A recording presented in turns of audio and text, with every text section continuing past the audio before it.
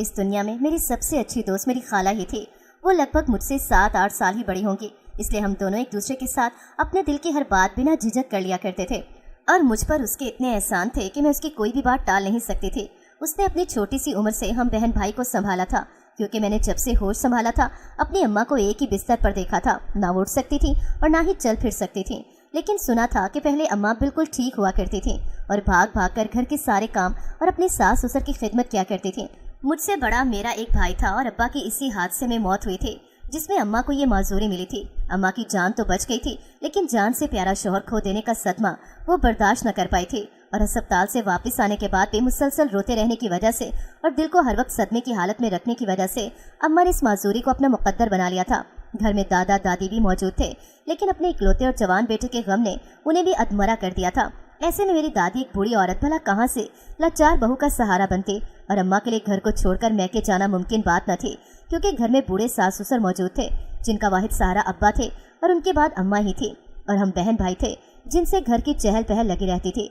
वरना अगर अम्मा मैके चली जाती तो दादा दादी अकेले ही रह जाते।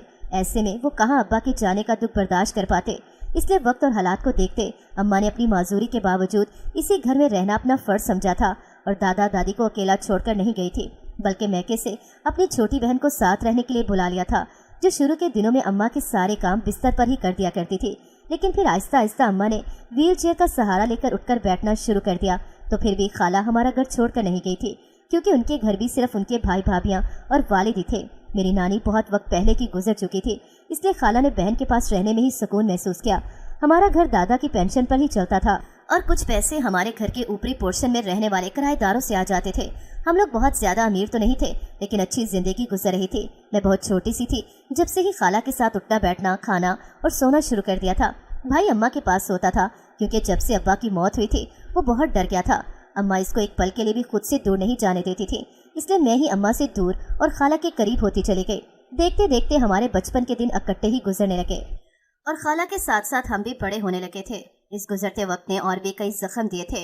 इन्हीं सालों में मेरे दादा और दादी भी बारी बारी से इस दुनिया से रुखसत होकर अब्बा के पास गए थे। अब तो अम्मा से ज्यादा खाला की जरूरत महसूस होती थी कि वो चल फिर और भागकर हमारी आवाज पर चली आती, और अम्मा बस एक व्हील चेयर तक महदूद थी। दादी के गुजरने के बाद उनकी पेंशन के पैसे आना भी बंद हुए थे और हमारे हालात तंगी की तरफ चले गए थे। अम्मा ने एक जगह बैठे बैठे ही अब सिलाई कढ़ाई का काम करना शुरू कर दिया था, तो हमारे घर का राशन नाना की तरफ से आ जाया करता। फिर मेरी और भाई की ट्यूशन की फीस किराएदारों से मिल जाती। बस इसी तरह हमारा गुजर बसर चल ही रहा था। खाना पकाना और किचन संभालना खाला के जिम्मे था, क्योंकि वो अब जवान हो चुकी थी। उन्हीं दिनों हमारे घर के ऊपरी हिस्से में रहने वाली फैमिली ने घर छोड़ा था और हमें नए किराएदारों की तलाश थी। लेकिन अम्मी किसी भी अकेले इंसान को मकान देने के लिए तैयार नहीं थी कि घर में हम सिर्फ औरतें रहती थी। अम्मी चाहती थी कि पहले की तरह कोई अच्छी फैमिली ही हो जो यहाँ रिहाइश इख्तियार करे, लेकिन अब हमारा घर पुराना होने के बायस कोई भी नई फैमिली यहाँ रहने के लिए तैयार न थी, जिसका असर अब हमारी पढ़ाई पर पड़ने लगा था। हालात को देखते अम्मा ने मेरी पढ़ाई भी छुड़वा दी, लेकिन भाई को पढ़ाना अम्मा और अब्बा दोनों का ख्वाब था, जो अम्मा किसी सूरत पूरा करना चाहती थी। खाने पीने का खर्चा पहले ही नाना पर था, अम्मा इन पर भी मजीद बोझ नहीं डालना चाहती थी। बस एक ही रास्ता था, और वो ये कि कोई अच्छा किराएदार मिल जाए, और तभी एक अकेला लड़का जिसको किराए पर मकान चाहिए था वो हमारे घर की ऊपरी मंजिल पर रहना चाहता था। 2 माह से घर खाली पड़ा था, लेकिन अम्मा अकेले लड़के को रखने से डरती थी कि अब घर में 2-2 जवान लड़कियां भी थीं, जो एक खाला और एक मैं थी। लड़का वैसे शरीफ था और हमारे पुराने किराएदारों का जानने वाला था, जिनसे हमारी काफ़ी अच्छी जान पहचान हो चुकी थी। इसलिए मजबूरी के तहत अम्मा ने इसको इस शर्त पर रख लिया था कि जैसे ही कोई फैमिली आ जाएगी तो उसे घर खाली करना होगा। अब वो कुछ दिनों से यहाँ रहने लगा था। सच में ही वो बहुत अच्छा और नेक लड़का था। सुबह अपनी ड्यूटी पर चला जाता और शाम को आकर अपने पोर्शन में चला जाता। ना किसी से बात करता, ना ही इधर उधर देखता, बस अपने काम से काम रखने वाला था। नाना जान भी महीने में 2 बार 3 बार चक्कर हमारे घर लगा लिया करते थे, लेकिन अम्मा ने इनको भी किराएदार की भिनक न लगने दी कि कहीं वो इस बात से गुस्सा ना हो जाए। वो लड़का क्योंकि दिन में ड्यूटी पर होता था और नाना जान इसी दौरान आकर चले भी जाते थे, इसलिए ये बात राज ही रही थी। और भाई की पढ़ाई का खर्चा निकल आया था। अब तो सुबह ऑफिस जाते वो लड़का मेरे भाई को भी अपनी बाइक पर कॉलेज छोड़ दिया करता था। अम्मा तो इसको भी बेटा बेटा बुलाती कि इसके आने से भाई के लिए अम्मा को तसल्ली हुई थी। आहिस्ता आहिस्ता अजनबियत खत्म होने लगी और कभी कभार उसके खाने वगैरह भी भिजवा दिया करती थी। जब घर में गोश्त या कोई अच्छा पका होता, एहसान का बदला वो भी एहसान से दिया करता। जब उसकी तनख्वाह के दिन होते तो अम्मा के लिए घर के किराए के साथ कभी फल वगैरह भी लेकर आ जाता। इसको रहते 3 माह हो गए थे। जब अम्मा ने पूछा कि अगर रात का खाना तुम चाहो तो हमारी तरफ से खा सकते हो। तो उसने कहा, मैं वैसे भी रात का खाना बाहर से लेकर आता हूँ, इसलिए अगर आप लोग खाना भेजेंगे तो मैं इसके बदले आपको महीने के कुछ पैसे दिया करूँगा।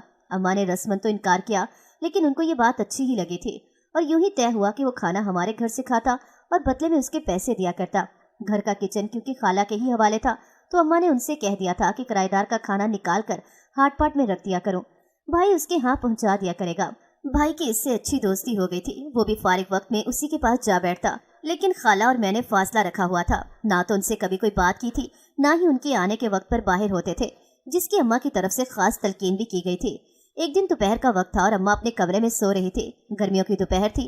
खाला और मैं इकट्ठे सेहन में चारपाई पर बैठे बातें कर रहे थे कि वो अचानक वक्त से पहले दफ्तर से लौटा। उसका भी शायद पहली बार था जब उसकी नज़र हम पर पड़ी थी। फिर मैंने देखा कि वो खाला को देखता ही रह गया। शायद खाला उसे पहली ही नज़र में पसंद आ गई थी। इसकी नज़र खाला पर थी तो मैंने खाला की तरफ देखा था, जो भी उसी की तरफ देखे जा रही थी। मुझे देखते ही बात की समझ आ गई थी कि ये दोनों एक दूसरे की मोहब्बत में गिरफ्तार हुए थे। मैंने खाला का हाथ पकड़कर दबाया तो उन्हें होश आया। खाला ने नजरें मेरी तरफ फेरी तो वो लड़का भी सीढ़ियां चढ़ता ऊपर चला गया। मैंने खाला को देखते हुए जोर जोर से कहके लगाना शुरू किए तो वो शर्माते हुए किचन की तरफ भाग गई। मेरे कहकों की आवाज़ बुलंद हुई तो अम्मा भी अपनी व्हील चेयर संभालती बाहर की तरफ आई और मुझसे इस तरह मुंह फाड़ के हंसने की वजह पूछी। मैं घबरा गई तो मुझसे पहले खाला ने बाहर आकर उन्हें जवाब दिया कि बाजी देखो ना, मेरा जरा सा पैर फिसला है और आपकी बेटी कब से मुझ पर हंसे जा रही है। अम्मा ने करीब आकर मेरे कान खींचे और बोली, खबरदार अगर मेरी बहन को जरा भी परेशान किया तो। मैं दिल ही दिल में बोले, पैर नहीं आपका तो दिल फिसला है। इस दिन के बाद तो जैसे इन दोनों की नजरें एक दूसरे को देखने के लिए बेचैन रहती और मैंने कई बार खाला को इस लड़के के आने के वक्त पे सेहन में इंतजार में देखा था। तो वो जैसे ही घर में दाखिल होता, खाला एक नजर उसको देखने के लिए लाख कोशिश करती, वो भी कुछ कम न था। वैसे मौका न मिलता तो किचन तक कुछ देने के बहाने खाला को देखने आ जाया करता। इन दोनों की मोहब्बत से मैं खूब वाकिफ हो चुकी थी और ऐसी कई कोशिशें अब तक देख चुकी थी, लेकिन दोनों की छुप छुप कर मुलाकातें और प्यार मोहब्बत के वादे कस्मों से मैं अब भी अनजान थी कि एक दिन अचानक मैंने खाला को सीढ़ियां चढ़ते देख लिया और उसके पीछे पीछे चले गई।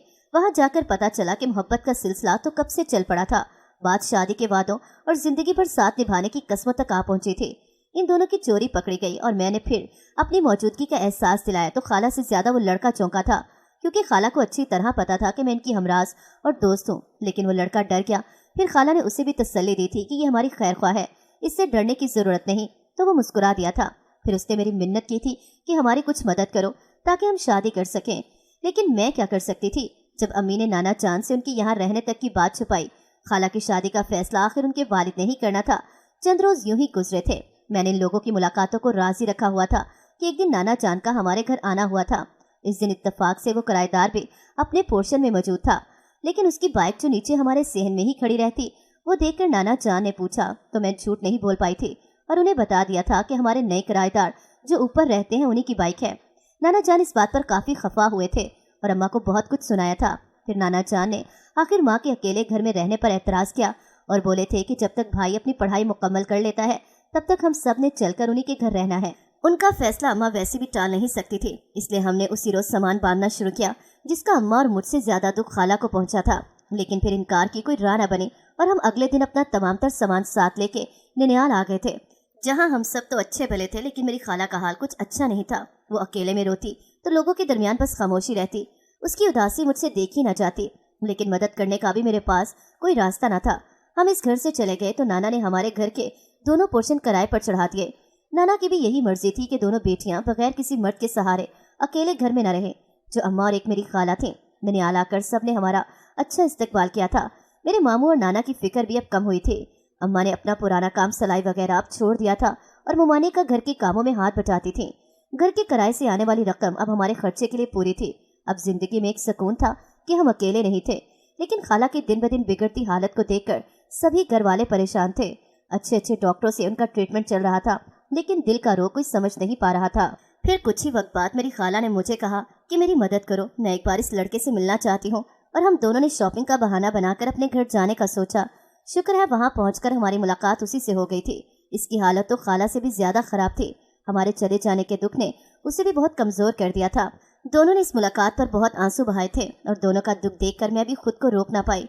मेरी आंखों ने भी बिन मौसम बारिश बरसाई। फिर वक्त जाते इस लड़के ने मेरी खाला को एक मोबाइल पकड़ाया कि बात करने का कोई जरिया लाजमी है। मुझे तो बहुत डर लगा था, लेकिन खाला ने बड़ी खुशी से वो मोबाइल ले लिया, क्योंकि वो भी बात करने के लिए बेचैन रहती थी। मोबाइल मिलते ही मेरी खाला के सब दुख दर्द खत्म हुए थे और वो घर में खुश रहने लगी थी। मेरे नाना और मामू अब उनकी शादी करना चाहते थे। उनके अपने खानदान में कई अच्छे लड़के मौजूद थे जो खाला का रिश्ता लेना चाहते थे, और खाला जवान और बहुत खूबसूरत भी थी, लेकिन किसी से भी शादी करने को तैयार न होती थी।